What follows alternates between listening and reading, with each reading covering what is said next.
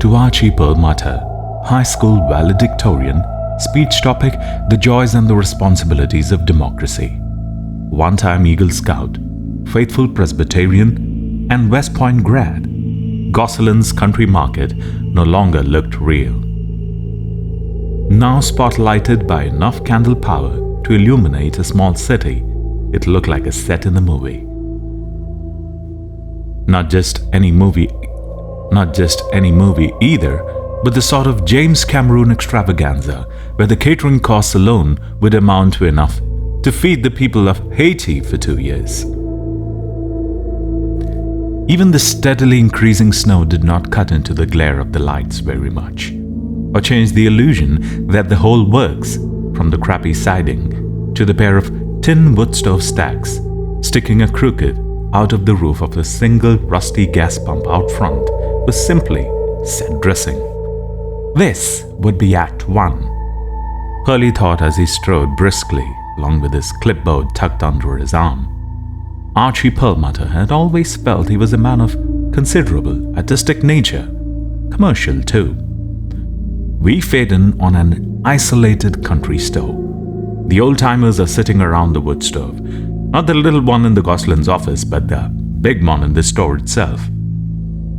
While the snow pelts outside, they are talking about lights in the sky, missing hunters, sightings of little grey men skulking around in the woods. The store owner, call him Old Man Rossiter. Oh gosh, and fishes, you're all a bunch of old women.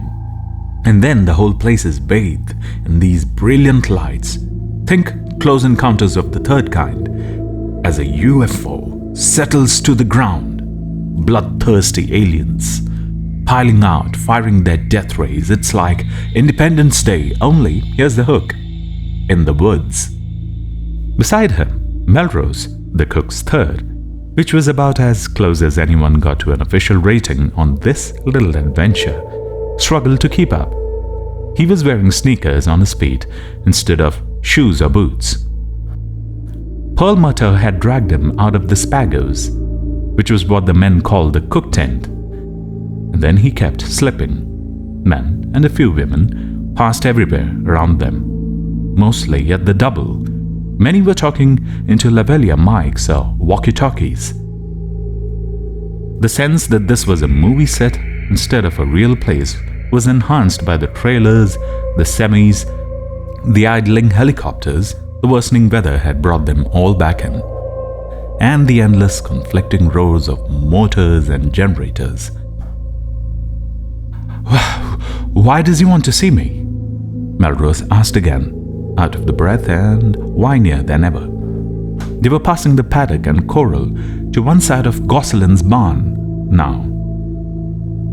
The old and dilapidated fence, it had been 10 years or more since there had been an actual horse in the corral or exercised in the paddock, had been reinforced by alternating strands of barbed wire and smooth wire. There was an electric charge running through the smooth wire, probably not lethal but high enough to lay you out on the ground, convulsing. And the charge would be jacked up to lethal levels if the natives became restless. Behind this wire, watching them, were 20 or 30 men, Old Man Gosselin among them. In the James Cameron version, Gosselin would be played by some craggy old-timer like Bruce Dern. Earlier, the men behind the wire would be called out, issuing threats and angry demands, but since they had been what happened to that banker from Massachusetts who tried to run, their peckers had wilted considerably. Poor fellows. Seeing someone shot in the head took a lot of the "fuck you" out of the man. And then there was the fact that all the ops guys were now wearing nose and mouth masks. They had to take whatever "fuck you" was left. "Boss!" Almost whining had given away to actual whining.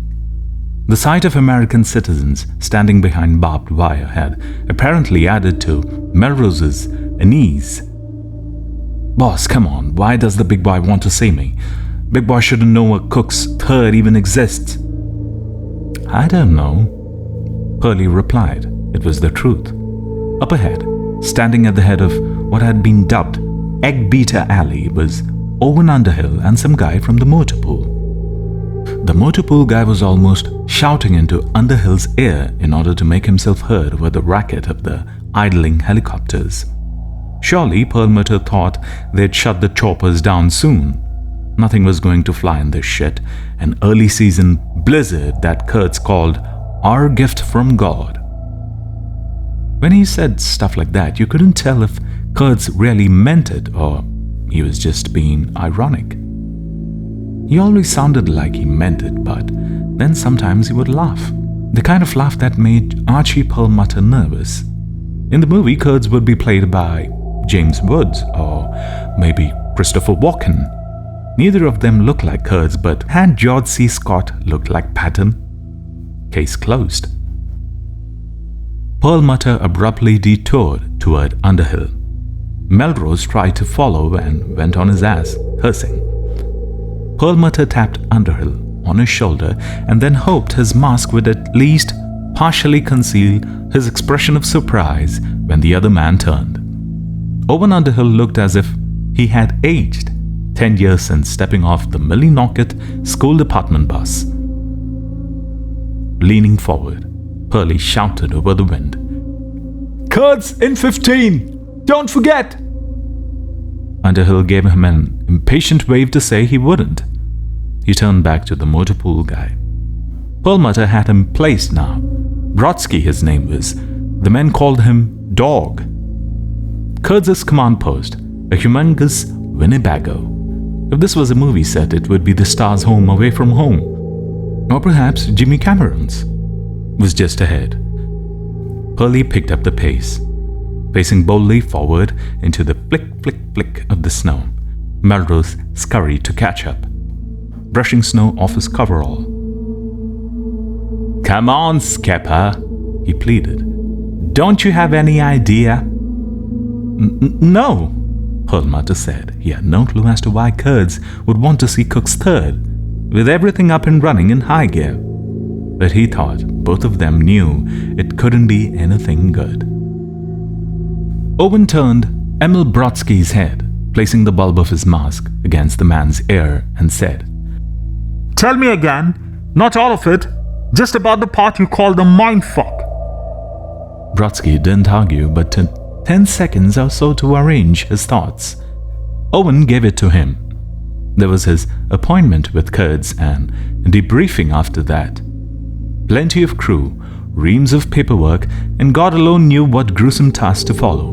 But he sensed this was important. Whether or not he could tell Kurtz remained to be seen. At last, Brodsky turned Owen's head, placed the bulb of his own mask against Owen's ear, and began to talk. The story was a little more detailed this time, but essentially the same. He had been walking across the field next to the store, talking to Cambry beside him, and to an approaching fuel supply convoy at the same time. When all at once he felt as if his mind had been hijacked. He had been in a cluttery old shed with someone he couldn't quite see. The man wanted to get a snowmobile going and couldn't. He needed the dog to tell him what was wrong with it. "I asked him to open the car ring," Brodsky shouted into Owen's ear. "He did, but it seemed like I was looking through his eyes. But with my mind, do you see?" Owen nodded. "I could see right away what was wrong. Someone had taken the plugs out. So I told the guy to look around, which he did. Which we both did. And they were in the jar of gasoline on the table. My dad used to do the same thing with the plugs from his lawn boy and his rototiller when the cold weather came." Brodsky paused, clearly embarrassed either by what he was saying or how he imagined it must sound. Owen, who was fascinated, gestured him to go on. "There ain't much more. I told him to fish him out, dry him off, and pop him in. It's like a billion times I've helped some guy work on something, except I wasn't there, I was here, none of it was happening." Owen said. "What next?" bellowing to be heard over the engines, but the two of them still as private as a priest and his customer in a church confessional. "Started up first crank. I told him to check the gas while he was at it, and there was a full tank. He said thanks." Brodsky shook his head wonderingly. "And I said, 'No problem, boss.' Then I kind of thumped back into my own head. I was just walking along. You think I'm crazy?" "No, but I want you to keep this to yourself for the time being."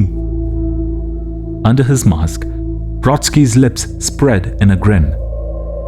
"Oh man, no problem there either. You're supposed to report anything unusual. That's the directive, and I thought..." Quickly, not giving Brodsky time to think, Owen rapped. "What's his name?" "Jonesy 3, Dog replied, and his eyes widened in surprise. "Holy shit, I didn't know I knew that.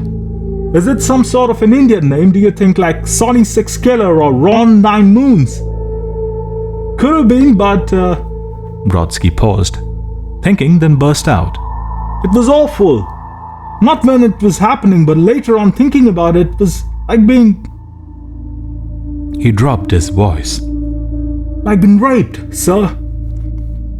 "Let it go," Owen said. "You must have few things to do." Brodsky smiled. "Only a few thousand." "Then get started." "Okay." Brodsky took a step away, then turned back. Owen was looking toward the corral, which had once held horses, now held men. Most of the detainees were in the barn, and all but one of the 24 or so out here were huddled up together as if for comfort. One who stood apart was a tall, skinny drink of water wearing big glasses that made him look sort of like an owl. Brodsky looked from the doomed owl to Underhill. "You're not gonna get me in hack over this, are you? Send me to see the shrink?" Unaware, of course, both of them unaware that the skinny guy in the old-fashioned horn rims was the shrink. "Not a chip," Owen began. Before he could finish, there was a gunshot from Kurtz's Winnebago and someone began to scream. "Boss!" Brodsky whispered. Owen couldn't hear him over the contending motors. He heard the word off Brodsky's lips, and... "Oh, fuck!" "Go on, dog," Owen said. "Not your business." Brodsky looked at him a moment longer, wetting his lips inside his mask. Owen gave him a nod, trying to project an air of confidence, of command, of everything's under control. Maybe it worked because Brodsky returned the nod and started away. From the Winnebago, in the hand-lettered sign on the door, "The buck stops here," the screaming continued. As Owen started that way, the man standing by himself in the compound spoke to him. Hey, you! Stop a minute! I need to talk to you!" "I'll bet," Underhill thought, not slowing his pace. "I bet you've got a whale of a tale to tell and 1,000 reasons why you should be let out of here right now." "Overhill? No, Underhill, that's your name, isn't it?" "Sure is. I have to talk to you. It's important to both of us." Owen stopped in spite of the screaming from the Winnebago, which was breaking up into hurt sobs now. Not good, but at least it seemed that no one had been killed.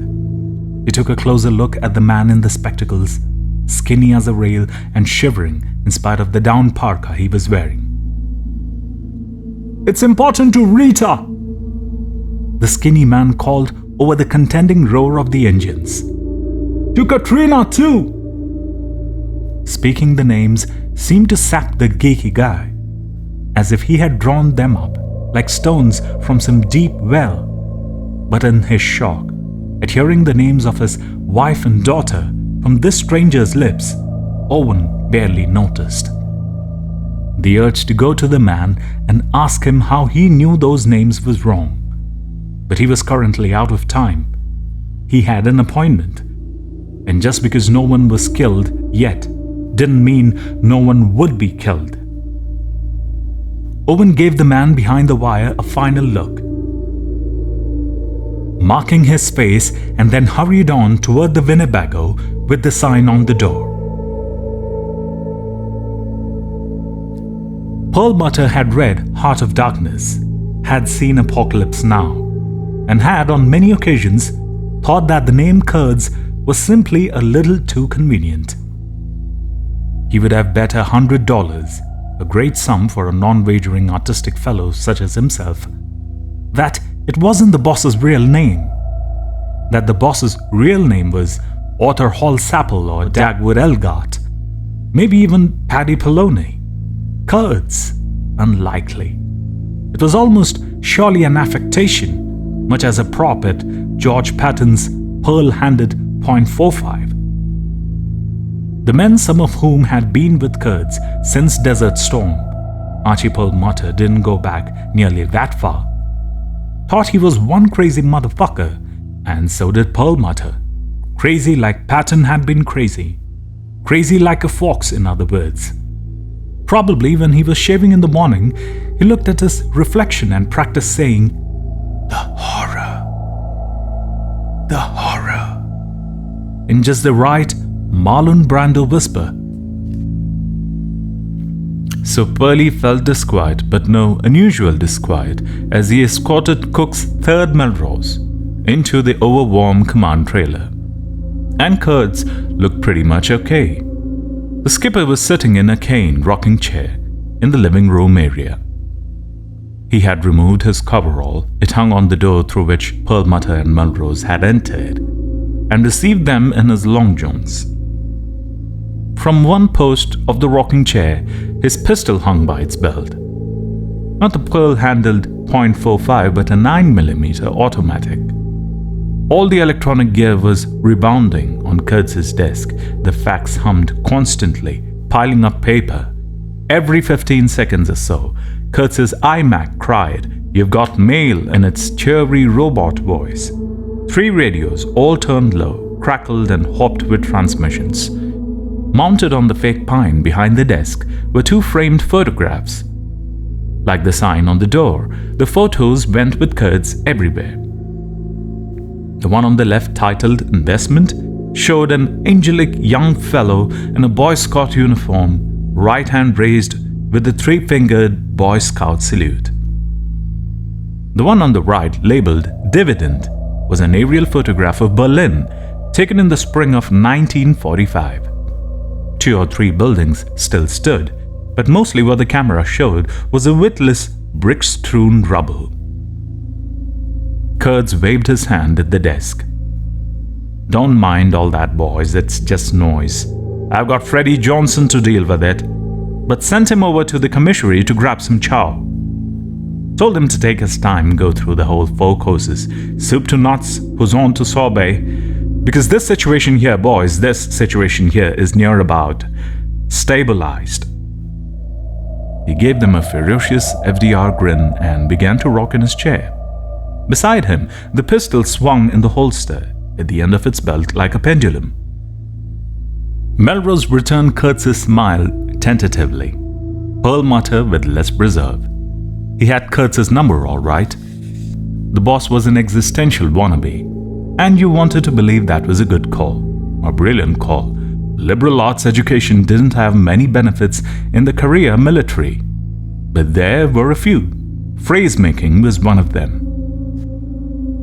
"My only order to Lieutenant Johnson," oops, no rank on this one, "to my good pal Freddie Johnson, is that what I mean to say, was that he says grace before chowing in. Do you pray, boys?" Melrose nodded as tentatively as that smiled. Perlmutter did so indulgently. He felt sure that, like his name, Kurtz's oft-professed belief in God was plumage. Kurtz rocked, looking happily at the 2 men, with the snow melting from their footgear and puddling on the floor. "The best prayers are the child's prayers," Kurtz said. "The simplicity, you know. God is great, God is good, let us thank Him for our food. Isn't that simple? Isn't it beautiful?" "Yes, but..." Pearlie began. "Shut the fuck up, you hound!" Kurtz said cheerfully, still rocking, the gun still swinging back and forth at the end of its belt. He looked from Pearlie to Melrose. "What do you think, laddie buck? Is that a beautiful little prayer, or is that a beautiful little prayer?" "Yes, or Allahu Akbar, as our Arab friends say, there is no God but God." What could be more simple than that? It cuts the pizza right down in the middle, if you see what I mean. They didn't reply. Kurtz was rocking faster now, and the pistol was swinging faster, and Perlmutter began to feel a little antsy, as he had earlier in the day, before Underhill arrived and sort of cooled Kurtz out. This was probably just more plumage, but... or Moses at the burning bush. Kurtz cried, his lean and rather horsey face lit with a daffy smile. "Who am I talking to?" Moses asks, and the god gives him the old, "I am what I am, and that's what I am, makakak." What a kidder, that god. Hey, Mr. Melrose, do you really refer to our emissaries from the great beyond as space niggers? Melrose's mouth dropped open. "Answer me, buck." "Sir, Call me sir again while the group is hot, Mr. Melrose, and you'll celebrate your next 2 birthdays in the stockade. Do you understand that? Catch my old driftola?" "Yes, boss." Melrose had snapped to attention, his face dead white, except for the patches of the cold-induced red on his cheeks, patches that were cut neatly in two by the straps of his mask. "Now, did you or did you not refer to our visitors as space niggers?" "Sir, I may have just in passing said something." Moving with a speed Perlmutter could scarcely credit. It was like a special effect in a James Cameron movie, almost. Kurtz snatched the 9mm from the swinging holster, pointed it without seeing to aim, and fired. The top half of the sneaker on Melrose's left foot exploded. Fragments of canvas blew, blood and flecks of flesh splattered Perlmutter's pants leg. "I didn't see that," Pearlie thought. "That didn't happen." But Melrose was screaming, looking down at his ruined left foot with agonized disbelief and howling his head off. Perlmutter could see bone in there and felt his stomach turn over. Kurtz didn't get himself out of his rocker as quickly as he had gotten his gun out of his holster. Perlmutter could at least see this happening, but it was still fast, spookily fast. He grabbed Melrose by the shoulder and peered into the cook third's contorted face with great intensity. "Stop that blatting, laddie buck." Melrose carried on blatting. His foot was gushing, and the part with the toes on it looked to Pearlie as if it might have been severed from the part with the heel on it. Pearlie's world went grey and started to lose focus. With all the force of his will, he forced the greyness away. If he passed out now, Christ alone knew what Kurtz might do to him. Perlmutter had heard stories, had dismissed 90% of them out of hand, thinking they were either exaggerations or Kurtz planted propaganda designed to enhance his loony, crafty image. "Now I know better," Perlmutter thought. "This isn't myth-making, this is the myth." Kurtz, moving with a finicky, almost surgical precision, placed the barrel of his pistol against the center of Melrose's cheese-white forehead. "Squelch that womanish bowling, buck, or I'll squelch it for you. These are hollow points, as I think even a dimly lit American like yourself must now surely know." Melrose somehow choked the screams off, turned them into low, in-the-throat sobs. This seemed to satisfy Kurtz. "Just so you can hear me, buck. You have to hear me. Because you have to spread the word. I believe, praise God, that is your foot, what's left of it will articulate the basic concept, but it's your own sacred mouth that must share the details. So are you listening, bucko? Are you listening for the details?" Still sobbing, his eyes staring from his face like blue glass balls, Melrose managed a nod. Quick as a striking snake, Kurtz's head turned and Perlmutter clearly saw the man's face. The madness there was stamped into the features as clearly as a warrior's tattoos. At that moment, everything Perlmutter had ever believed about his OIC fell down. What about you, bucko? Listening? Because you're a messenger too. All of us are messengers. Hurley nodded. The door opened and he saw with unutterable relief that the newcomer was Owen Underhill. Kurtz's eyes flew to him. Owen, me fine bucko, another witness, another praise God, another messenger. Are you listening? Will you carry the word hence from this happy place? Expressionless as a poker player in a high-stakes game, Underhill nodded. Good, good. Kurtz returned his attention to Melrose. I quote from the Manual of Affairs. Cook's 3rd Melrose, Part 16, Section 4, Paragraph 3. Use of inappropriate epithets, whether racial, ethnic, or gender-based, are counterproductive to morale and run counter to armed service protocol. When use is proven, the user will be punished immediately by court-martial or in the field by appropriate command personnel.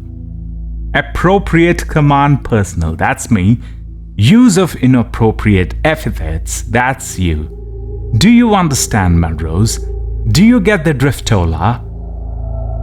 Melrose, blubbering, tried to speak, but Kurtz cut him off.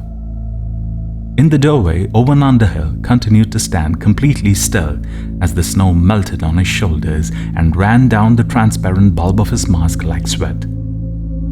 His eyes remained fixed on Kurtz. Now, Cook's 3rd Melrose, what I have quoted to you in presence of these, praise God, witnesses is called an order of conduct.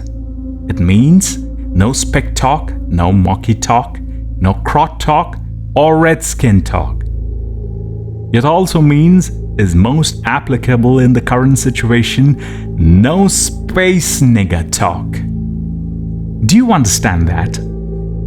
Melrose tried to nod, then reeled, on the verge of passing out. Perlmutter grabbed him by the shoulder and got him straight again, praying that Melrose wouldn't conk before this was over. God only knew what Kurtz might do to Melrose if Melrose had the temerity to turn out the lights before Kurtz was done reading him the riot act. We are going to wipe these invading assholes out, my friend. And if they are ever going to come back to terra firma, we are going to rip their collective grey head and shit down their collective grey neck. If they persist, we will use their own technology, which we are already on our way to grasping, against them, returning to their place of origin in their own ships or ship, like built by General Electric or DuPont, and praise God, Microsoft. And once there, we will burn their cities or hives or goddamn anthills, whatever they live in. We'll napalm their amber waves of grain and nuke their purple mountains. Majesty, praise God. Allahu Akbar. We will pour the fiery piss of America into their lakes and oceans. But we will do that in a way that is proper and appropriate and without regard to race or gender or ethnicity or religious preference. We are going to do it because they came to the wrong neighborhood and knocked on the wrong fucking door. This is not Germany in 1938 or Oxford, Mississippi in 1963. Now, Mr. Melrose, do you think you can spread that message? Melrose's eyes rolled up to the wet whites and his knees unhinged. Perlmutter once more grabbed his shoulder in an effort to hold him up, but it was a lost cause this time. Down Melrose went. Hurley, Kurtz whispered, and when those burning blue eyes fell on him, Perlmutter thought he had never been so frightened in his life. His bladder was a hot and heavy bag inside him, wanting only to squirt its contents into his coverall. He felt that if Kurtz saw a dark patch spreading on its adjunant's crotch, Kurtz might shoot him out of hand in his present mood. But that didn't seem to help the situation. In fact, it made it worse. Yes, boss. Will he spread the word? Will he be a good messenger? Do you reckon he took enough in to do that? Was he too concerned with his damned old foot? In the doorway, he saw Underhill nod at him almost imperceptibly, and Pearlie took heart. Yes, boss, I think he heard you 5 by. Kurtz seemed first surprised by Perlmutter's vehemence, then gratified. He turned to Underhill. What about you, Owen? Do you think he'll spread the word? Underhill said. If you get him to the infirmary before he bleeds to death on your rug. Kurtz's mouth turned up at the corners and he barked. See to that, Pearlie, will you?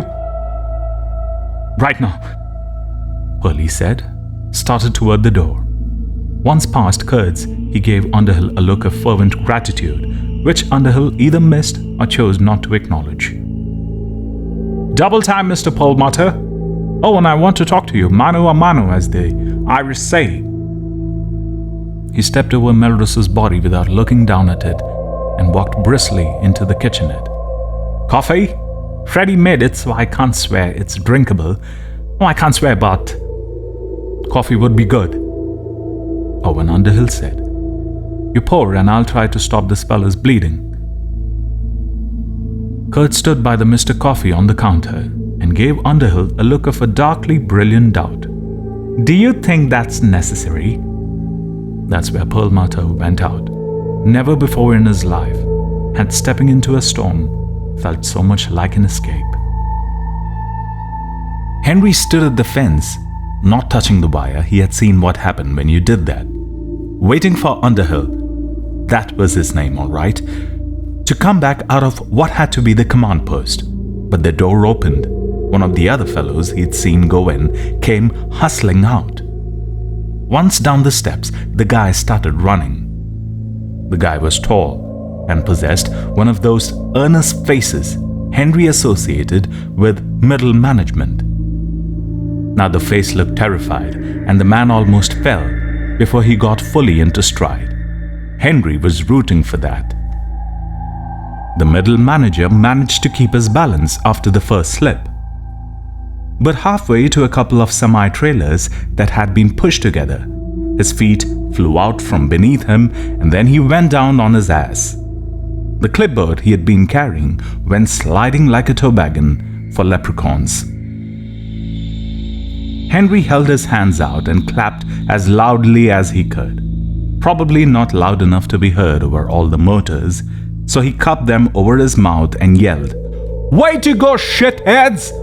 Let's look at the videotape! The middle manager got up without looking at him, retrieved his clipboard, and ran on toward the 2 semi-trailers. There was a group of 8 or 9 guys standing by the fence about 20 yards from Henry. Now one of them, a portly fellow in an orange down-filled parka that made him look like a Pillsbury doughboy, walked over. I don't think you should do that, fella. He paused, then lowered his voice. They shot my brother-in-law. Yes, Henry saw it in the man's head. The portly man's brother-in-law, also portly, talking about his lawyer, his rights, his job with some investment company in Boston. The soldiers nodding, telling him it was just temporary. The situation was normalizing and would be straightened out by dawn. All the time hustling the 2 overweight, mighty hunters toward the barn, which already held a pretty good trawl, and all at once the brother-in-law had broken away, running toward the motor pool, and boom boom, out go the lights.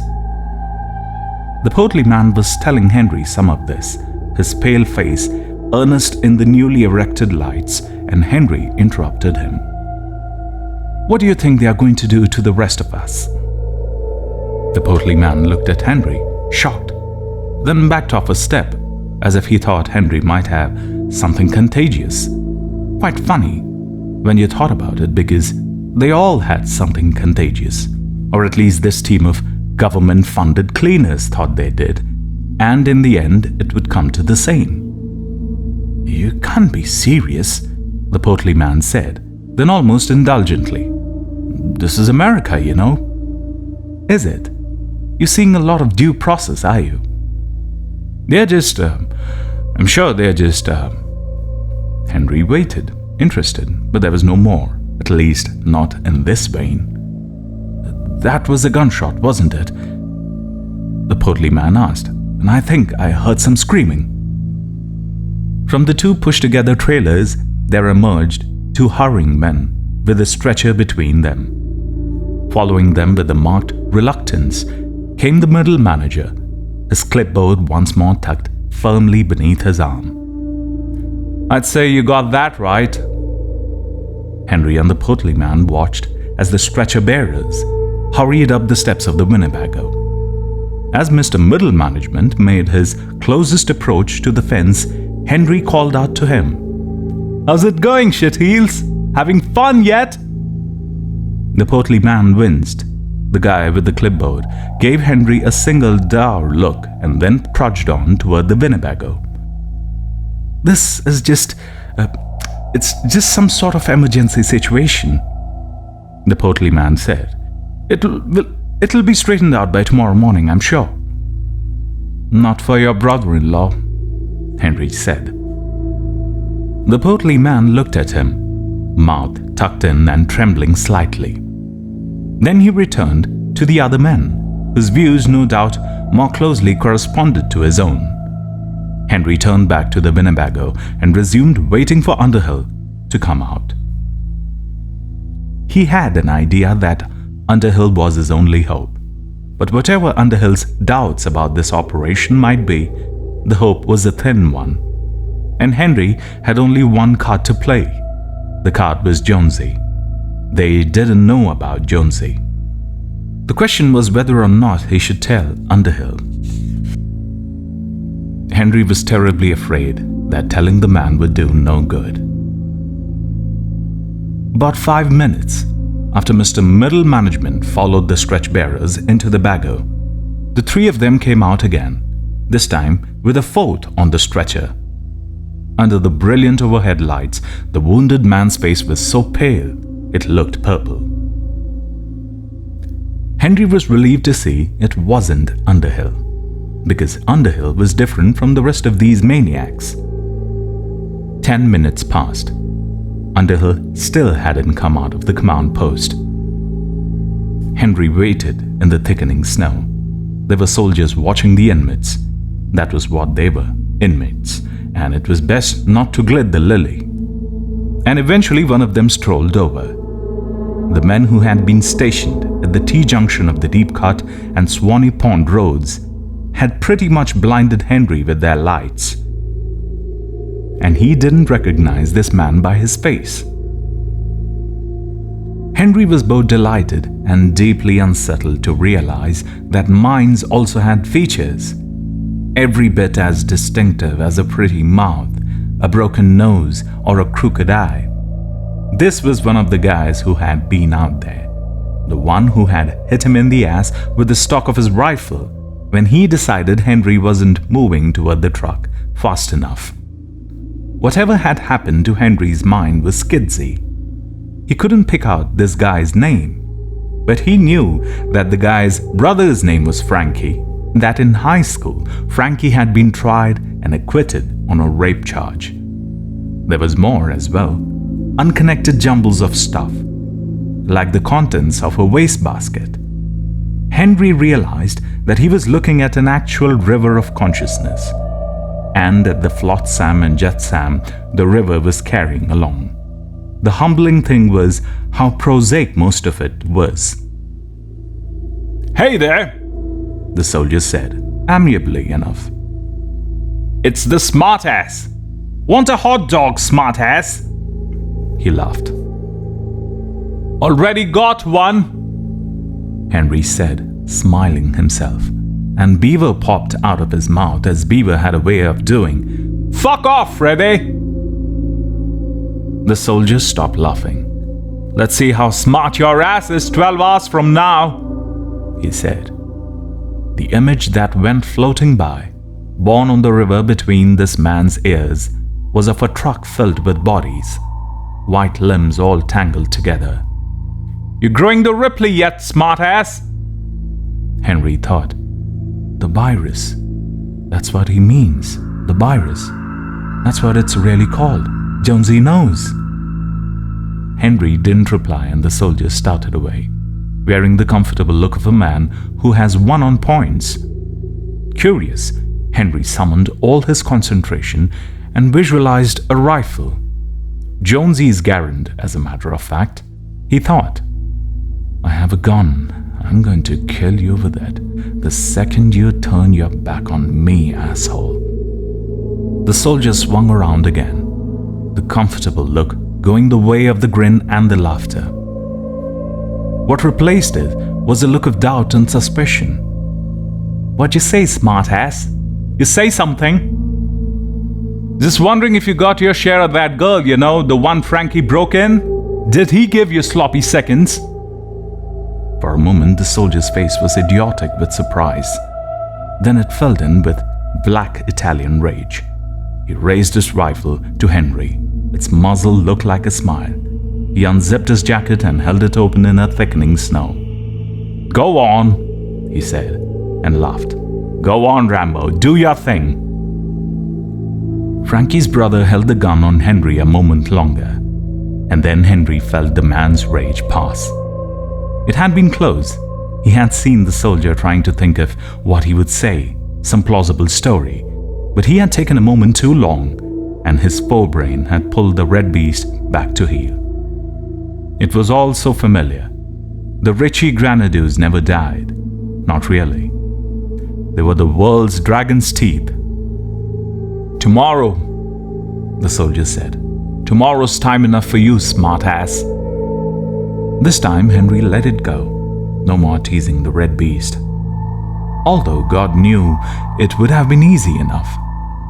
He had learned something too, or confirmed what he had already suspected.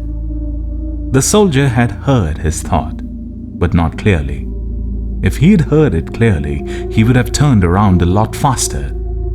Nor had he asked Henry how Henry knew about his brother Frankie, because on some level the soldier knew what Henry did.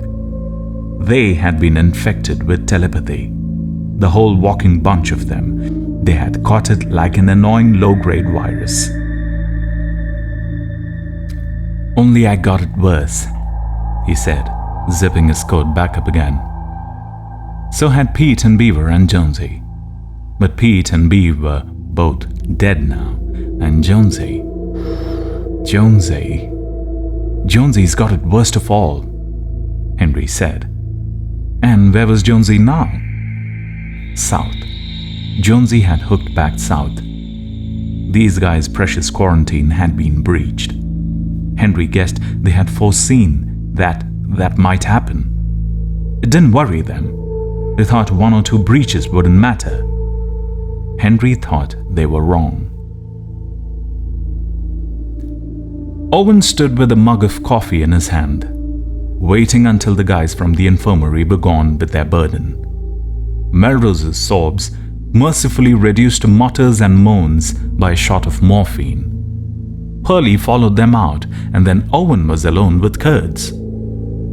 Kurtz sat in his rocker, looking up at Owen Underhill with curious, head-cocked amusement. The raving crazy man was gone again, put away like a Halloween mask. I'm thinking of a number, Kurtz said. What is it? 17, Owen said. You see it in red, like on the side of a fire engine. Kurtz nodded, pleased. You try sending one to me. Owen visualized a speed limit sign, 60 mph. 6, Kurtz said after a moment. Black on white. Close enough, boss. Kurtz drank some coffee. His was in a mug with I love my grandpa printed on the side. Owen sipped with honest pleasure. It was a dirty night and a dirty job, and Freddie's coffee wasn't bad. Kurtz had found time to put on his coverall. Now he reached into the inner pocket and brought out a large bandana. He regarded it for a moment, then got to his knees with a grimace. It was no secret that the old man had arthritis, and began to wipe up the splatters of Melrose's blood. Owen, who thought himself surely unshockable at this moment, was shocked. "Sir, oh fuck, boss!" "Stow it," Kurtz said without looking up. He moved from spot to spot, as serious as any washerwoman.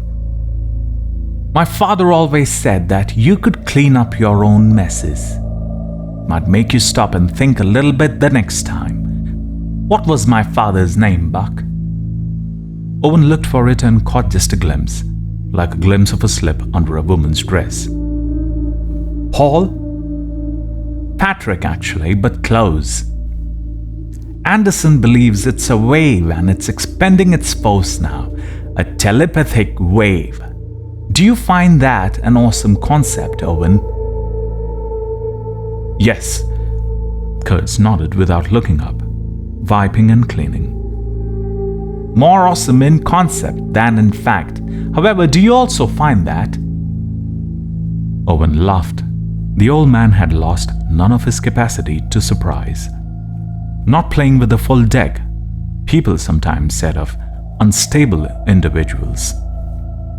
The trouble with Kurtz, Owen reckoned, was that he was playing with more than a full deck. A few extra aces in there, also a few extra deuces, and everyone knew that deuces were wild. "Sit down, Owen, drink your coffee on your ass like a normal person and let me do this. I need to." Owen thought maybe he did. He sat down and drank the coffee. 5 minutes passed in this fashion. Then Kurtz got painfully back to his feet, holding the bandana fastidiously by one corner. He carried it to the kitchen, dropped it into the trash, and returned to his rocker. He took a sip of his coffee, grimaced, and put it aside. "Cold?" Owen rose. "I'll get you fresh. No, sit down. We need to talk." Owen sat. "We had a little confrontation out there at the ship, you and I, didn't we?" "I wouldn't say." "No, I know you wouldn't, but I know what went on, and so do you. When the situation's hot, tempers also get hot. But we are past that now. We have to be past it. Because I am the OIC and you're my second. And we've still got this job to finish. Can we work together to do that?" "Yes, sir." Fuck, there was it again. "Boss, I mean." Kurtz favored him with a wintry smile. "I lost control just now." Charming, frank, open-eyed, and honest, this has fooled Owen for a lot of years. It did not fool him now. "I was going along drawing the usual caricature. 2 parts pattern, 1 part Rasputin. Add water, stir and serve, and I just lost it. You think I'm crazy, don't you?" Careful, careful. There was telepathy in the room, honest to God telepathy, and Owen had no idea how deeply Kurtz might be able to see into him. "Yes, sir. A little, sir." Kurtz nodded, matter-of-factly. "Yes, a little. That pretty well describes it. I've been doing this for a long time. Men like me are necessary but hard to find. And you have to be a little crazy to do the job, and not just high-sided completely. It's a thin line, that famous thin line the armchair psychologists love to talk about. And never in the history of the world has ever been a clean-up job like this one. Assuming that is the story of Hercules kneading up the Augean stables is just a myth. I'm not asking for your sympathy, but for your understanding. If we understand each other, we'll get through this, the hardest job we've ever had, alright? If we don't..." Kurtz shrugged. "If you don't, I'll have to get it through without you. Are you following me?" Owen doubted if he was, but he saw where Kurtz wanted him to go and nodded. He had read that there was a certain kind of bird that lived in the crocodile's mouth, at the croc's sufferance. He supposed that now he must be that kind of bird.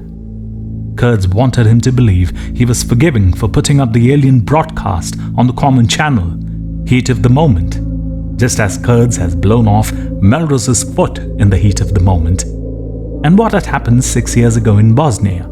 Not a factor now. maybe it was true. And maybe the crocodile had gone tired of the bird's tiresome pecking and was preparing to close its jaws. Owen got no sense of the truth from Kurtz's mind, and either way it behooved him to be very careful and ready to fly. Kurtz reached into his coverall again and brought out a tarnished pocket watch. "This was my grandfather's and it worked just fine," he said, "because it winds up, I think. No electricity. My wristwatch, on the other hand, is still foobar." "Mine too." Kurtz's lip twitched in a smile. See Perlmutter when you have a chance and feel you have the stomach for him. Among his many other chores and activities, he found time to take delivery of 300 wind-up Timexes this afternoon. Just before the snow shut down our air ops, this was. Pearlie's damned efficient. I just wish to Christ he'd get over the idea that he's living in a movie. He may have had strides in that direction tonight, boss. Perhaps he has at that. Kurtz meditated. Underhill waited. "Laddie Buck, we should be drinking the whiskey. It's a bit of an Irish death watch we are having tonight." "Is it?" "Hey, me beloved Fuka is about to keel over dead." Owen raised his eyebrows. "Yes, at which point its magical cloak of invisibility will be whisked away. Then it will become just another dead horse for folks to beat, primarily politicians who are best at that sort of thing." "I don't follow you." Kurtz took another look at the tarnished pocket watch, which he'd probably picked up in a pawn shop or looted off a corpse. Underhill wouldn't have doubted either. "It's 7 o'clock. In just about 40 hours, the President is going to speak before the UN General Assembly. More people are going to see and hear that speech than any previous speech in the history of the human race. It's going to be a part of the biggest story in the history of the human race and the biggest spin job since God the Father Almighty created the cosmos and set the planets going round and round with the tip of his finger." "What's the spin?" "It's a beautiful tale, Owen. Like the best lies, it incorporates large swatches of the truth. The President will tell a fascinated world, a world hanging on every word with its breath caught in its throat. Praise Jesus, that a ship crewed by beings from another world crashed in northern Maine on either November 6th or November 7th of this year. That's true. He will say that. We are not completely surprised, and we and the heads of the other countries will constitute the UN Security Council, have known for at least 10 years that ET has been scoping us out. Also true, some of us here in America have known about our pals from the void since the late 1940s. We all know that Russian fighters destroyed a Grey Boy ship over Siberia in 1974, although to this day the Ruskies don't know we know. That one was probably a drone, a test shot. There have been a lot of those. The Greys have handled their early contacts with care, which strongly suggests that we scared them quite a lot." Owen listened with a sick fascination he hoped he didn't show on his face or at the top level of his thoughts, where Kurtz might still have access. From his inner pocket, Kurtz now brought out a dented box of Marlboro cigarettes. He offered the pack to Owen, who first shook his head, then took one of the remaining 4 fags. Kurtz took another, then lit them up. "I'm getting the truth and the spin mixed in together," Kurtz said after he had taken a deep drag and exhaled. "That may not be the most profitable way to get on. Let's stick to the spin, shall we?" Owen said nothing. He smoked rarely these days, and the first drag made him feel lightheaded, but the taste was wonderful. "The President will say that the United States government quarantined the crash site and the area around it for 3 reasons. The first was purely logistical. Because of the Jefferson Tract's remote location and low people, we could quarantine it. If the Grey Boys had come down in Brooklyn or even on Long Island, that would not have been the case. The second reason is that we are not clear on the aliens' intentions. The third reason, and ultimately the most persuasive, is that the aliens carry with them an infectious substance, which the on-scene personnel calls ripley fungus. While the alien visitors have assured us passionately that they are not infectious, they have brought a highly infectious substance with them. The president will also tell a horrified world that the fungus may in fact be the controlling intelligence, the Grey Boy is just a growth medium. He will show videotape of a Grey Boy literally exploding into the ripley fungus. The footage has been slightly doctored to improve visibility, but is basically true. You're lying, Owen thought. The footage is entirely fake from beginning to end, as fake as the alien autopsy shit. And why are you lying? Because you can. It's as simple as that, isn't it? Because to you a lie comes more naturally than the truth. Okay, I'm lying, Kurtz said, never missing a beat. He gave Owen a quick, gleaming look before dropping the gaze to his cigarette again. But the facts are true and verifiable. Some of them do explode and turn into red dandelion fluff. The fluff is ripley. You inhale enough of it, and in a period of time we can't yet predict. It could be an hour or 2 days. Your lungs and brain are ripley salad. You look like a walking patch of poison sumac, and then you die. There will be no mention of your little venture earlier today. According to the president's version, the ship, which had apparently been badly damaged in the crash, was either blown up by its crew or blew up on its own. All the Grey Boys were killed. The Ripley, after some initial spread, is also dying, apparently because it does very poorly in the cold. The Russians corroborate that, by the way. There has been a fairly large kill-off of animals which also carry the fungus. And the human population of Jefferson Tract? 70 or so locals and about 230 hunters are currently being monitored for the ripley fungus.